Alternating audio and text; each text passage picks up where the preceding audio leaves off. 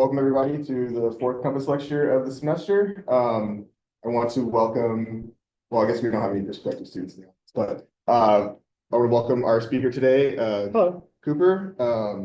Cooper is a fourth-year undergraduate in the Department of Astronomy. While at Berkeley, he spent 3 years as a student researcher in the Computational Science division at Lawrence Berkeley National Lab, where he studied numerical simulations of the formation of galaxies and larger structures. He was a recipient of the Goldwater Scholarship and the NASA Astronaut Scholarship in recognition of his research on machine learning for cosmological physics. Yeah. Cooper also spent 3 semesters as a student instructor for Berkeley's massive introductory astronomy course and hopes to continue teaching astronomy and physics in the future. So let's give a warm welcome to our speaker. Yeah, I recognize a lot of you from C10. I'm going to be talking about all of the work that was mentioned having to do with cosmology and machine learning. I'm going to try to tell those 2 stories, but it's going to be kind of bifurcated narrative. So let me just give a general overview of what I think is going to be interesting and what I'm going to be talking about. So just take a look at this for a second. This is what I'm ultimately going to try to build up to. What you're looking at here is a simulation of the formation of structure in the cosmos. Also, if it's possible, we could turn out the lights. So what you see here is the formation of structure in the universe. All of these bright yellow and orange points are like proto-galaxies, clouds of gas and dust that are slowly collapsing in on themselves to form either individual galaxies, in the case of the ones that you see all by themselves, or in the case of many of these big globs here, clusters of galaxies. So this is an incredibly rich area of research. This is an incredibly complex and interesting phenomenon that spans the entire observable universe. And this is what we're going to be ultimately building up to. But to get there first, we have to kind of set the stage and tee up the questions that are going to be interesting and the reasons physically why this structure emerges.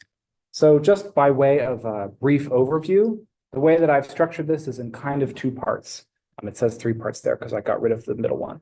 I'm going to start talking about the history of the cosmos and a lot of the physics underlying that large-scale structure that we just saw, and then tee up kind of a big open question in that area about the history of the universe, something that we don't know that we would like to learn by studying that structure. And then I'm going to move on to talking about how our group at Berkeley is using machine learning to try to solve that question, or at least take a crack at some small part of it. And actually begin that by giving a brief introduction of what machine learning even is and when we cannot use it in applications in physics or science in general. But first, I want to begin at the beginning. I want to tell a story about cosmology. Cosmology is the history of the universe. It's a field of study, but it's also a mode of storytelling. Cosmology is the story that we tell about the history of the universe. We have a story nowadays, which is based on things like, gravitational fields and particles, and what we would call physics. But cosmology is something that we've been doing since the beginning of human history. We've been telling stories about where we come from and what our world is, where we are in the grander scheme of things, for as long as we've been telling stories about anything. And to that same degree, as our science has improved, as we've gotten better at understanding what the planets are, what things are made of, how things move, we've begun to tell better and better stories about the universe. But we are by no means done. As our science has improved, we've only discovered new unknown things about that story. And so I want to give you a brief overview of what our modern story is, but bearing in mind that it's still something which is changing rapidly. In which during this century we'll discover the answers to a lot of unknown questions. And the foundation of this story may in fact, as it's changed hundreds, if not thousands of times before. But so if cosmology is a story, if it's a play about the history of the universe, the real character in that story is the stage itself, is the backdrop. You don't have to be a physics major to have heard about general relativity and about space-time. I know that many of you are alumni of our Astro C10 course. I recognize several of you. Thank you for coming. And so if you've taken a course like that, that space-time is the backdrop. All of the matter and the energy in the universe is interacting, colliding, and being created and destroyed and becoming new things, all on top of this backdrop, which is space-time. Space-time is something which can be deformed. It can be bended and twisted and stretched in ways that relate to the distribution of matter and energy. It's something that can pull on matter energy, creating things like orbits, as you see here. Also something which is just generally malleable. So when we're telling the story of the cosmos, really, in our current system, telling the story of space-time, how space-time has changed over the history of our universe at very large scales. So we kind of want to ask the question, scientifically, if we can, what is happening to space-time at very large scales over the whole history of the universe? How we answer this question is a very long and very interesting story that I would love to take questions about. In fact, at any point, you're welcome to interject, raise your hand with questions. There's tons of stuff in this talk that I'm going to kind of gloss over. Tons of detail, which is really nuanced and interesting, but we just don't have time for. But if there's something that you really want to know about, by all means, raise your hand. But anyway, we want to know about the general history of space-time and what it's doing. And the best story that we have right now is that space-time over the history of the universe has been expanding.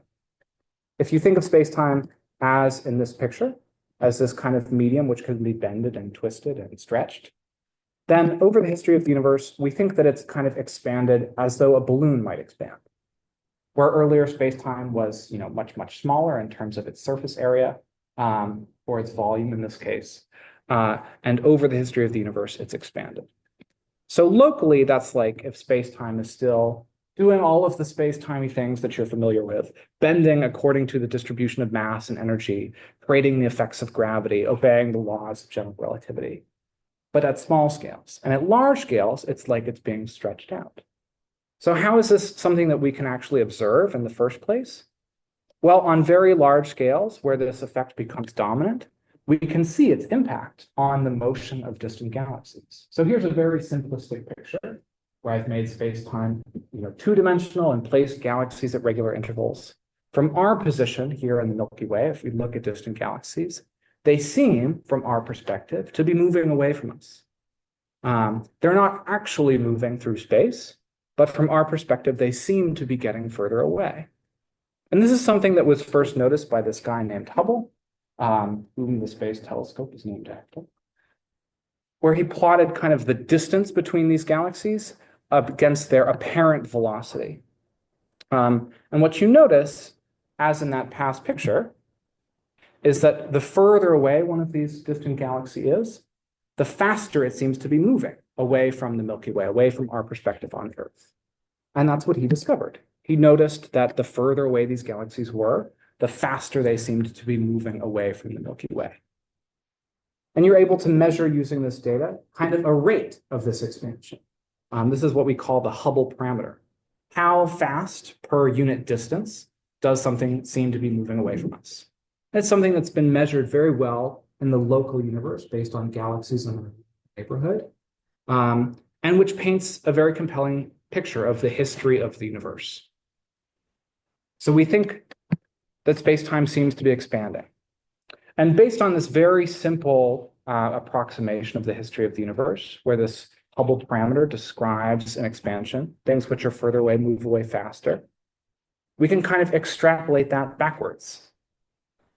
We can imagine that if space-time is expanding now, then it must have been expanding before, and on all of the way back. Perhaps it even began with a single point. This is the origin of the Big Bang theory. But this is a very, very simplistic model. Here we're plotting kind of the age of the universe, or how long it's been, against the relative size. Size of space-time is really hard to measure or conceptualize, I suppose. But you can think of it like if there's a distance between two galaxies now, in the future, those galaxies will be further away, i.e. the universe has gotten bigger.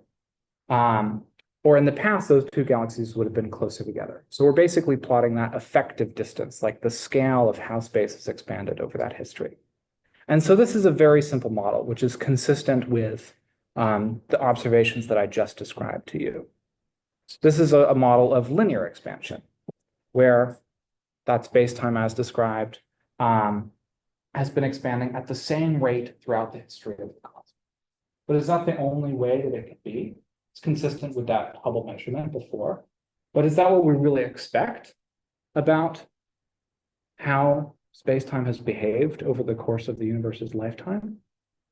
Well, let's try to think about it, right? Like, we've measured essentially the slope of that line at one point in time. Now, we've looked at galaxies within our local neighborhood and measured the rate of that expansion now.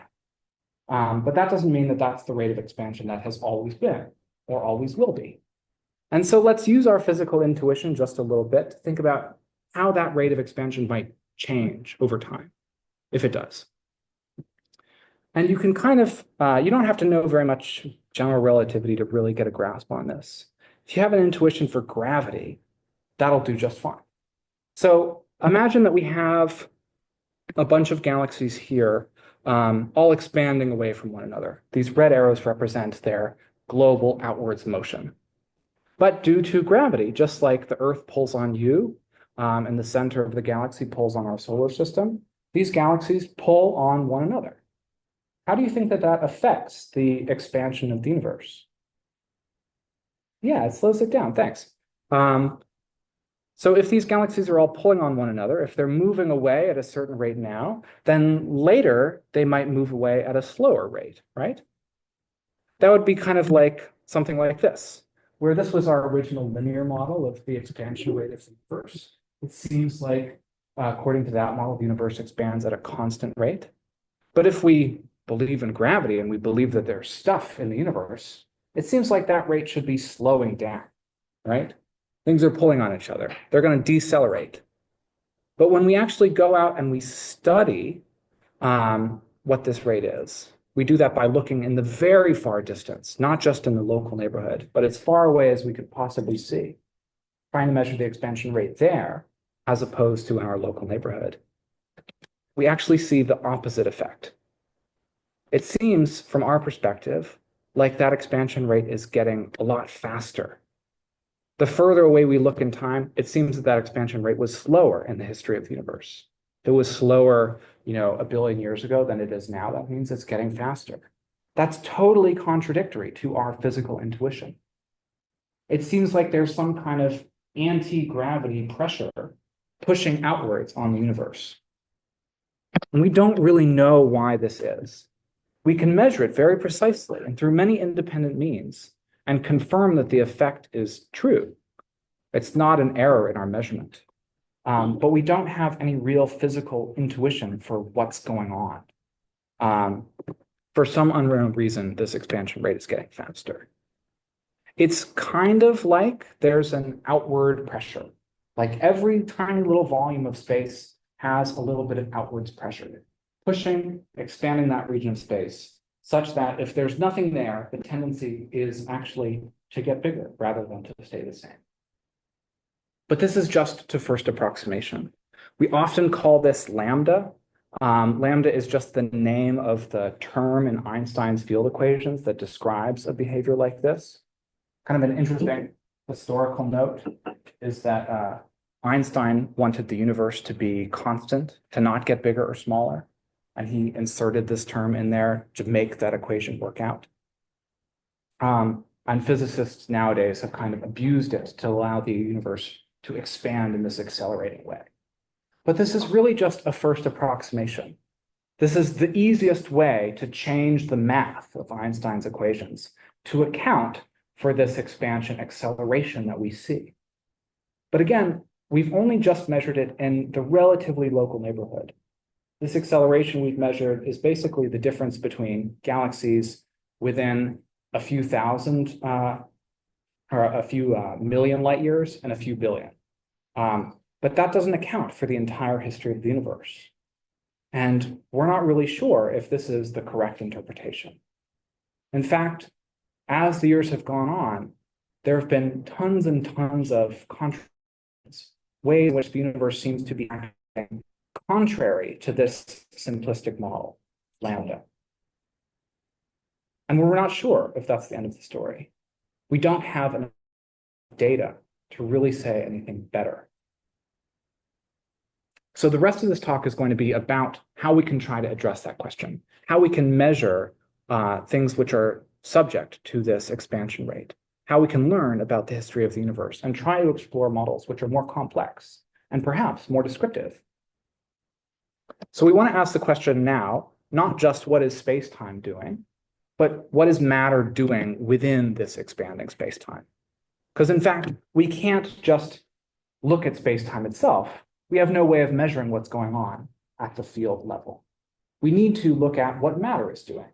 The way that we were understanding this general global expansion in the first place was by noting the motion of individual galaxies. But can we say anything more precise? Is there anything more complex? And to answer that, or to think about it better, we want to consider the structure of the cosmos as a whole. Is there structure? Before, we were treating everything individually, looking at one galaxy moving away from us and another galaxy moving away from us, and not considering how these galaxies are distributed throughout the universe. Is there a pattern to that distribution? We'll take a look at this picture. This is an image from the European Space Agency's Euclid telescope. And almost every single one of the objects in this picture is a galaxy, excluding those which, like this one, have these diffraction spikes. Those are artifacts of the telescope's optical systems. Those are stars, but everything else is a galaxy. Do you see structure here?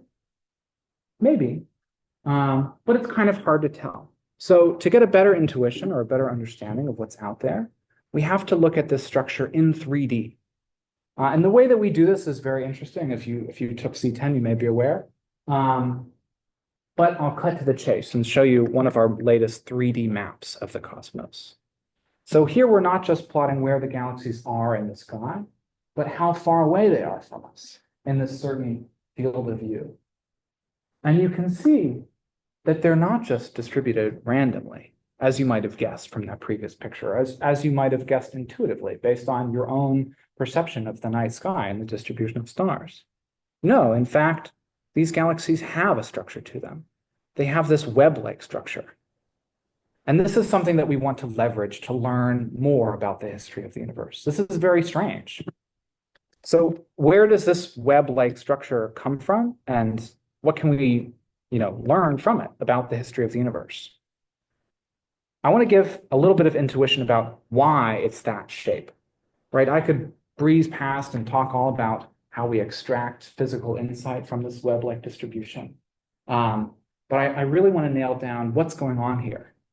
Why is it that the galaxies are distributed so that there's like clusters and filaments, like a great big web? And so I want to tell you basically, to first approximation, what's going on. Let's think about what's happening. Globally, like we said before, we think that space-time is expanding. That means globally, everything seems to be moving away from one another. Whereas locally, there's gravity. Around galaxies and galaxy clusters, things want to collapse together. Just like if you drop something here on the Earth, it falls towards the Earth.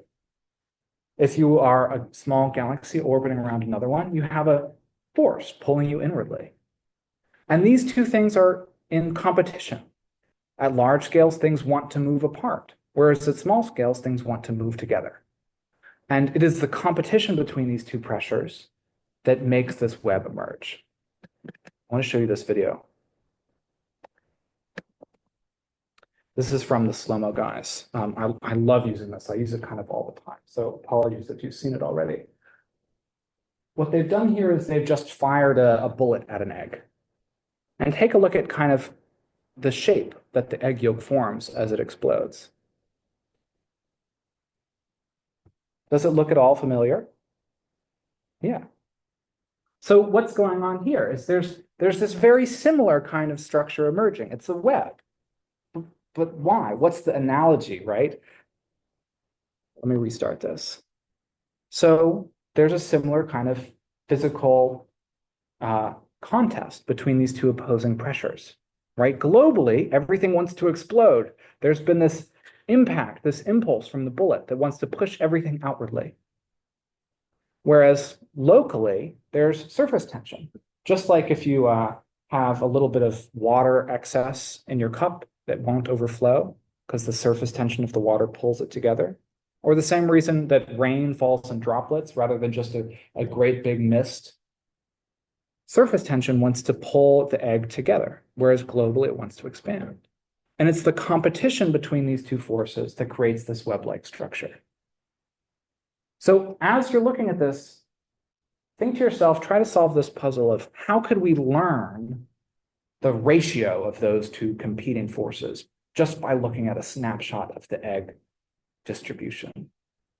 If you were to look at a single image, say that, could you tell me how strong the impact of the bullet is relative to the surface tension of the egg? It's really hard, but that's the same question that we're going to try to solve later. As you see here in the beginning, the egg is all very uniform, right? It's an egg. It's basically the same everywhere. It's not like it's really dense here and really diffuse over here, but there's tiny little differences that grow into these large structures. And it's the same with the universe. The universe, we think, started in an incredibly homogeneous state, right? We think that at the very beginning, it was like a plasma.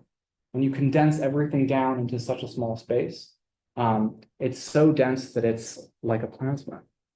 But it's uniform, almost entirely. No much hotter here than it is over here. And yet these tiny differences of less than 1/100% in the density or the temperature, can grow to become these incredibly large differences. Things like there's a galaxy cluster here or not, which are orders of magnitude larger in scale. But the structure is the same as the egg. Just like the egg, if the expansion rate were much faster, this structure would look very different. There would be much larger gaps, much thinner filaments connecting the clusters together. Whereas if the strength of gravity or the amount of matter is very different, it would be the opposite. The filaments would be much thicker. The clusters would be much closer together. But it's hard to extract information like that just from looking at a picture like this. And yet that's what we have. That's the problem that we're trying to solve, is given a map of the universe, how can we learn about the physics that shaped it? The structure is really hypersensitive to this physics. The nature of dark energy, the amount of matter, the nature of neutrinos even is encoded in this structure. And yet it's incredibly complex. We want to learn from this eventually, but this is going to be a really hard problem. Okay, I want to pause now to take any questions about that part of the narrative, about the history of the universe, before I move on to asking or to telling the story of how we try to answer questions like that. Yeah. So you mentioned that the universe, the structure of the universe is like web-like, and think about like machine learning. Usually we think machine learning as the machine recognize a pattern of something. Yes. And how do you solve the multi-model of those kind of complex data or things like that? Yeah, that's what we're going to get to in a second. Oh, yes.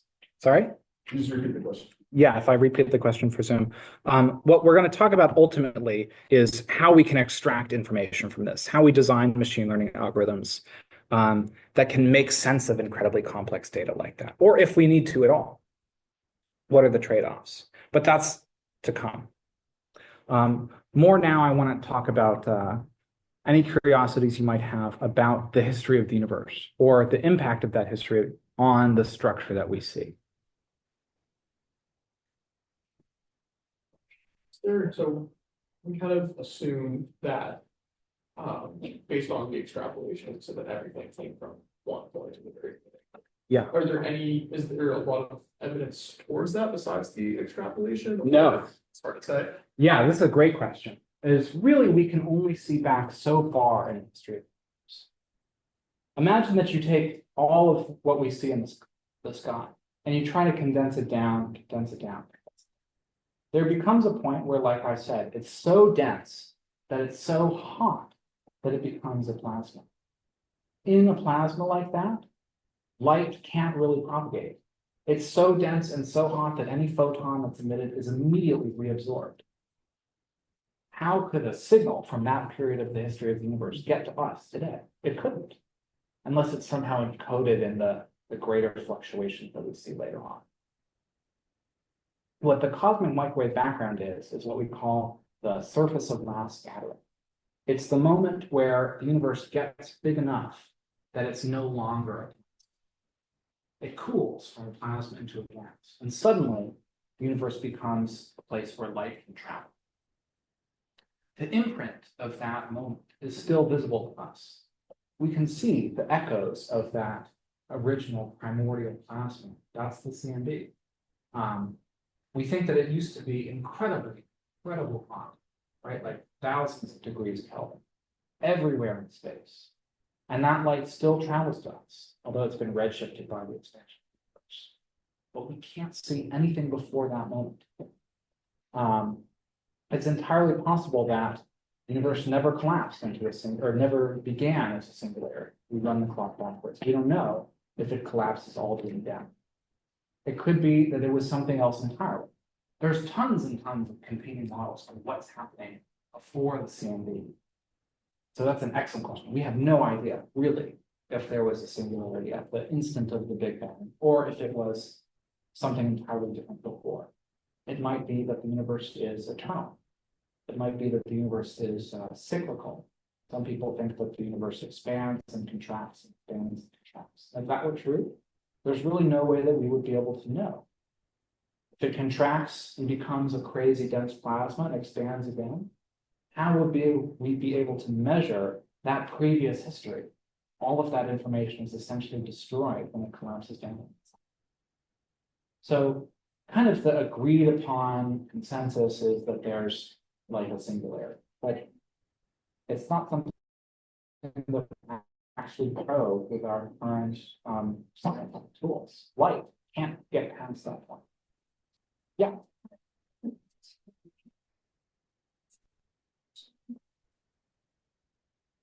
Yes. I guess, or just me.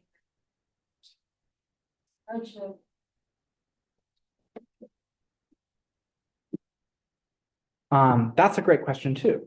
So you know something that I haven't said yet, which is about inflation. Inflation, for everyone else, is this period, theoretically, in the history of the universe where everything expanded incredibly fast, right? This is the bang of the Big Bang. This is something that solves a number of really interesting problems that just expansion doesn't.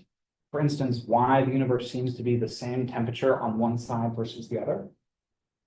But we don't really know the mechanism that caused inflation. We think that it existed. We think that it happened probably because it seems to explain a lot of different things all at once. It solves a bunch of different questions, not only the otherwise mysterious thermal equilibrium of the universe as a whole. It also solves the apparent flatness of the universe and the lack of what we call magnetic monopoles. So it seems like a very plausible historical event, but we don't have a description of it. And in the same way, we don't have a description of what's causing the acceleration now. And as for detangling their impacts on large-scale structure, you're right, it's hard to do. Inflation is something which is essentially over at the moment of the CMB, thankfully, because the CMB is this like baby picture that we have of the universe. So as I'll explain in a moment, we can use that baby picture in combination with our current map of the universe to understand whatever is going on in between. But inflation is incredibly relevant in determining the scale of those initial fluctuations that are present in that moment when the CMB is emitted.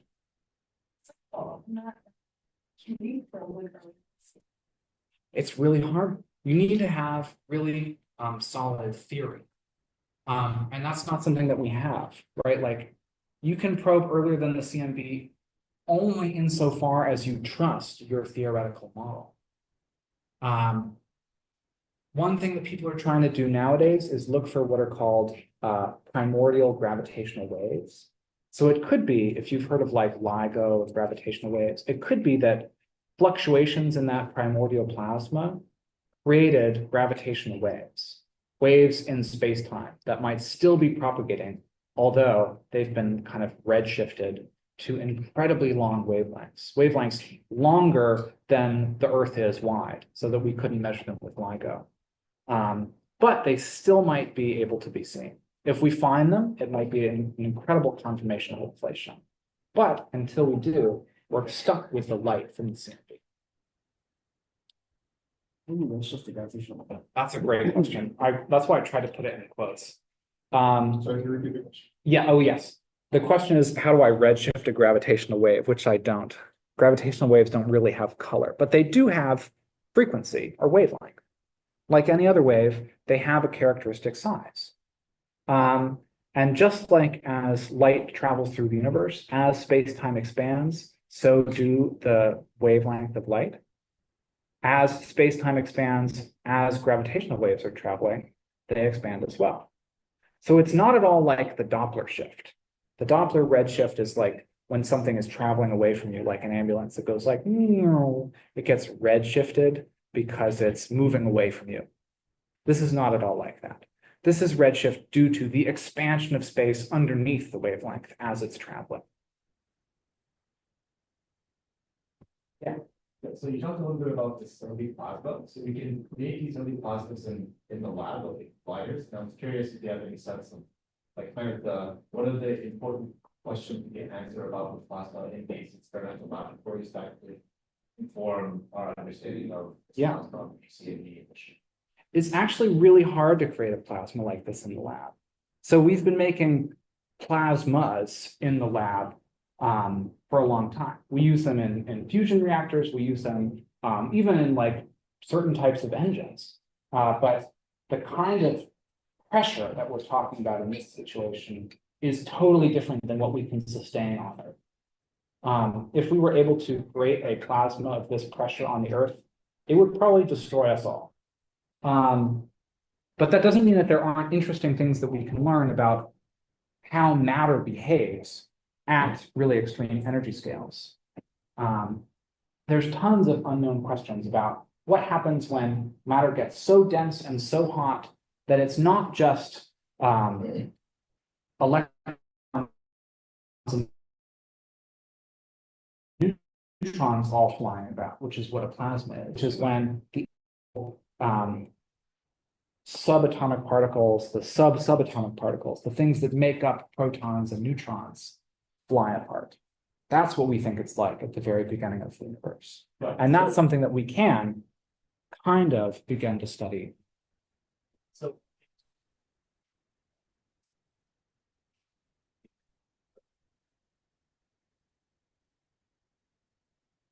I have no idea. I don't know very much about collide.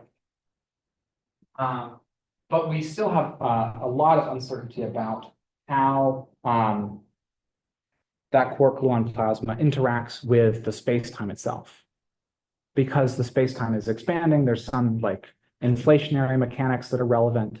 And it's so dense, there's so much of it at such high energies, unlike anything that we can create on Earth, that it should be deforming the space-time around it. And so what we need to study is how the plasma itself relates to and interacts with the space-time underneath it, which is something at an entirely different energy scale, I believe, than what we can really create in the lab. But yeah, that's a really insightful question. And I don't have an excellent answer for you because I'm not an expert in collider physics at all. Yeah, sure, one more. Do you know what the ratio between, I guess, the force that's pulling all the galaxies together versus the ratio that's like pushing them apart? Sure. Yeah, that is something that we can measure pretty well, at least locally in our current place at our current time. Because we can kind of equate matter and energy using E equals mc squared, there's a very definite answer to this. It's basically 3 to 7. 3 for the gravitational force pulling everything together versus 7 for the acceleration pressure trying to push everything outwardly. That's something that we can measure empirically using our nearby neighborhood.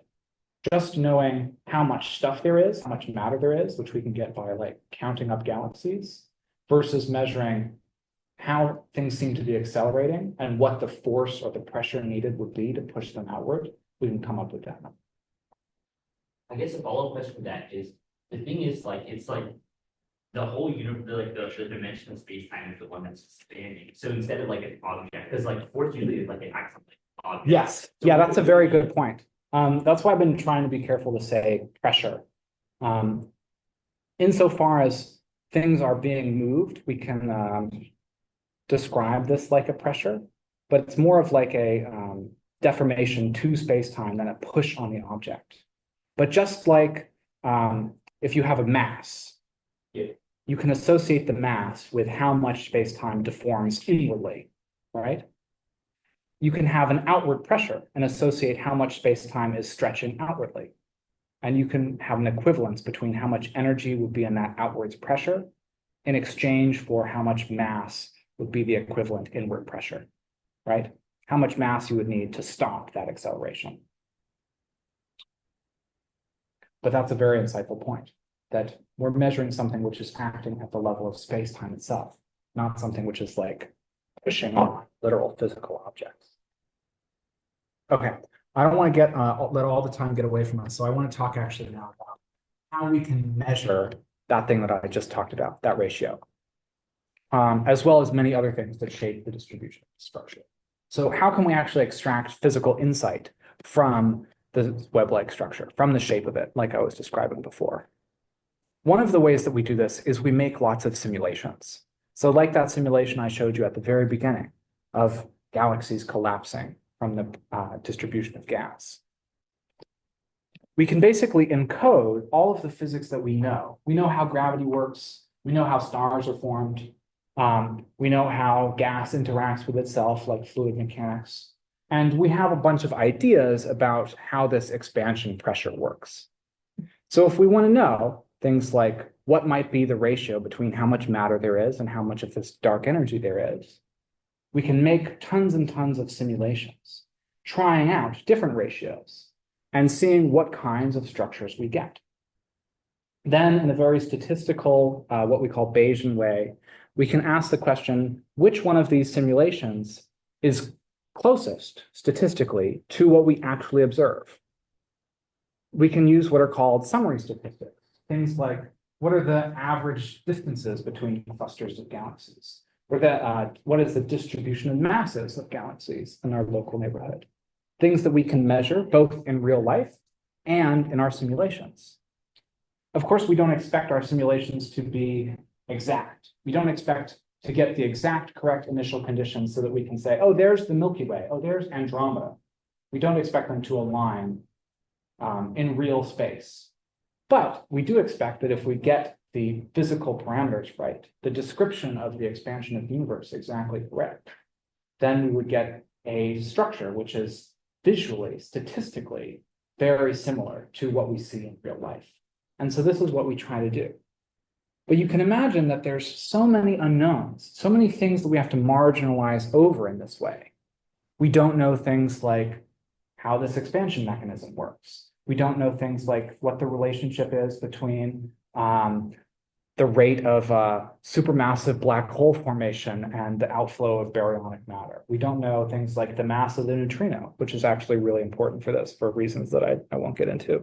So we have to try different simulations for a lot of different parameters for all of those things. And as you can imagine, that starts to add up really fast. We need thousands or tens of thousands or millions of these simulations. And to make use of all of the rich data that we have, the maps that we're making of our entire observable universe, we want our simulations to match. We want to have simulations that are the same level of resolution as everything that we see. And these become incredibly expensive really fast. Making even one simulation of the entire observable universe at scale would use more computer memory than the entire internet. So making 1 million of them is totally not possible. So this is where I get to the as advertised second portion of the talk, where I want to talk about machine learning just for a minute. When you think machine learning, like you nowadays probably think like ChatGPT, you think of like Terminator. I don't want to talk about that stuff. I want to talk about just the bare bones. what machine learning is really doing at a foundational level. There's lots of other really excellent resources out there that will describe how neural networks work, how large language models work. I'm not going to get into that. I want to talk about what machine learning is really doing at the simplest possible level and how we can use it in science for applications like this. So from now on, when you think machine learning, I want you to think universal function approximation or efficient universal function approximation. That's what it's really doing. Even large language models are just function approximators on the incredible space of language. But let's consider a really simple example. This is a machine learning model. Here I have some data, some points in white, and I have a machine learning model with two parameters, slope and intercept. And I want this model to learn these two parameters such that it describes this data very well. How do I do that? How do I decide which possible model is the best fit to this data? If I have a bunch of different lines here, how do I decide which one is closest or the best description of the data that I have? Well, I can kind of define a difference between what my model is predicting and what my data that I've gotten from experiment or simulation or whatever is showing. And I can try to minimize that difference. In this case, I've defined that loss function to be the sum of all of the differences between my prediction and my data. But you can do it in a number of ways. And then you just try to minimize this. Here's a model where the sum of all of these differences is the smallest. And that's it.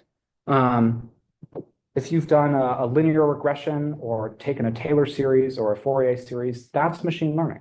You're coming up with a model which matches your data the best. The power of machine learning, though, is that the model doesn't have to be this simple. In this case, we've kind of assumed a priori that the model is going to be aligned.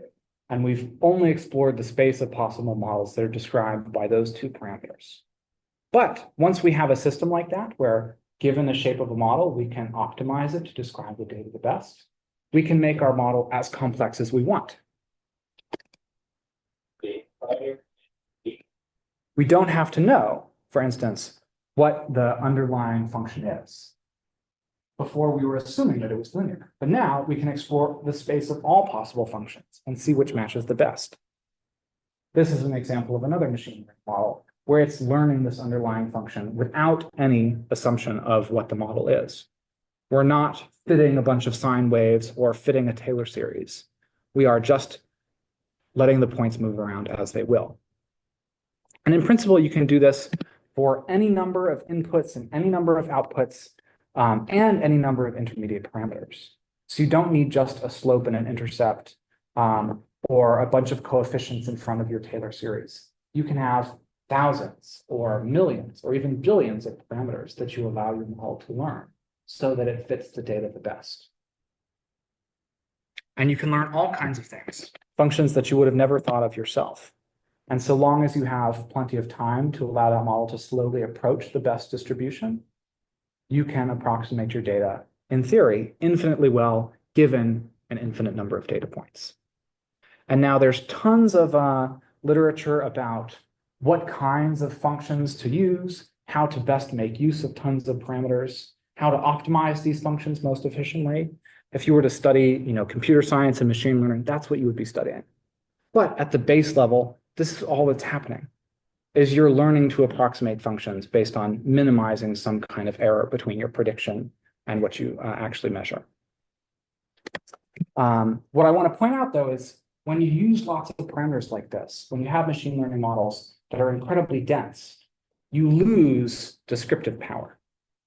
Your machine learning model might be an excellent fit to the data, but it might give you no physical insight into the actual structure or the physics of that data. So say you had some data like this. This is maybe a ball being thrown in the air, tracked over time. If you fit a parabola to this data, one of the terms, one of the parameters in that model will be the strength of gravity. And so your best fit model will tell you something about the universe, or at the very least, the mass of the Earth. you'll have learned something about physics by fitting this model. Whereas if you just take a machine learning model with tons of parameters and let it approximate this function, you'll still be able to have an incredibly predictive model that will tell you what the altitude of the ball you've thrown in the air is at any given time. But it won't tell you anything foundational about physics. So you have to be very careful. Whereas in a model like this, you could train a machine learning model to tell you, well, what's the density or temperature of the atmosphere at any given point based on the previous values. You can have something which is very predictive, something which tells you what the future climate or weather of the Earth will be based on the past, and which might be very accurate. And in this case, that's all you need. Maybe all that you want to know is you have some model that tells you how the climate will evolve. You don't need to know, or you don't even have any framework for understanding what's going on at small scales. Maybe you don't have a theory of climate change. And you don't care so long as you have something which is predictive. But it's a trade-off. If you're using machine learning models like this, you're possibly losing a lot of the descriptive power that physics has. But I want to tell you briefly about how we've used machine learning in the problem that I was talking about before, making lots of simulations of the cosmos to learn about the history. So I want to go back to this picture that I showed you before. This is the formation of structure in the universe. Notice that at very small scales, there's turbulence, just like the turbulence that you see in your coffee mug or in the atmosphere. As this gas is collapsing down on itself, it's obeying the laws of fluid mechanics. And this fluid effect is actually incredibly impactful on the evolution of this structure. If you were to not model it, the structure that you would get out of your simulation would be incredibly different than what you get when you do. And modeling fluid dynamics is really expensive to do computationally. Turbulence has this wonderful, beautiful phenomenon where energy cascades down to really small scales. You can see how these features that occur up at the very top that are very small resemble features which are very large. And if you were to not simulate those features, the evolution of the large features would also be very different. So here's a simulation of the universe where we've resolved the fluid dynamics all the way down. And here's a simulation where we don't. As you can tell by eye, these are very different from one another.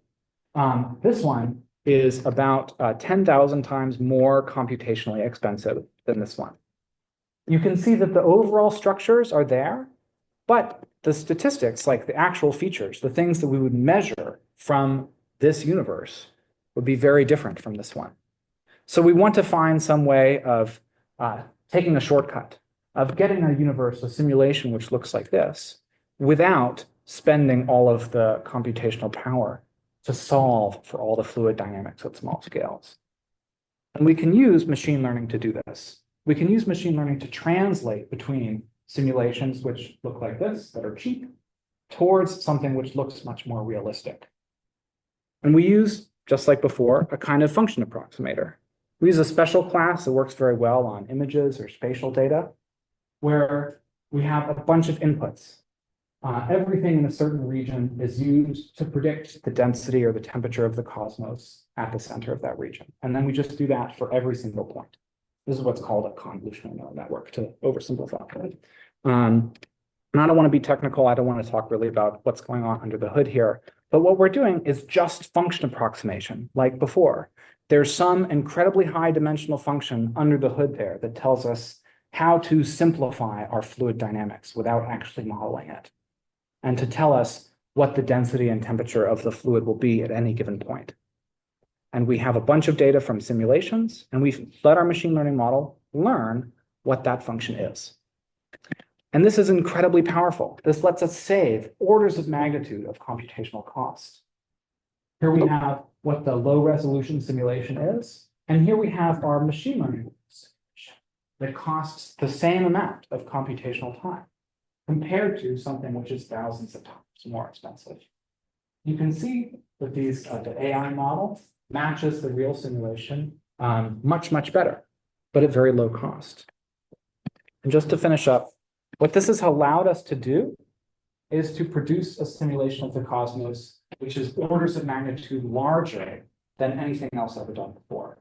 So on one side here, I have the entire simulation that we've produced compared to this much smaller zoom-in box, which is the largest that was able to be produced before introducing methods like this.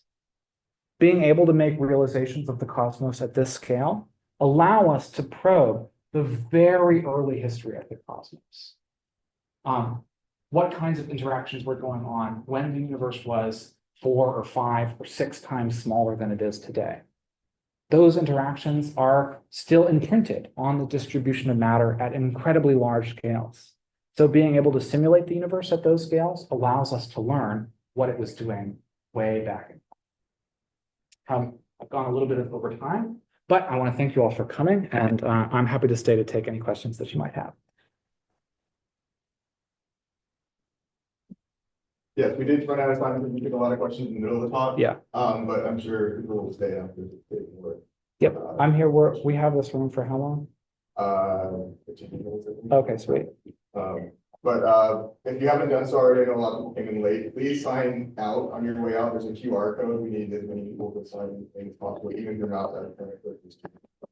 So thank you all for coming. Let's thank our speaker one more time.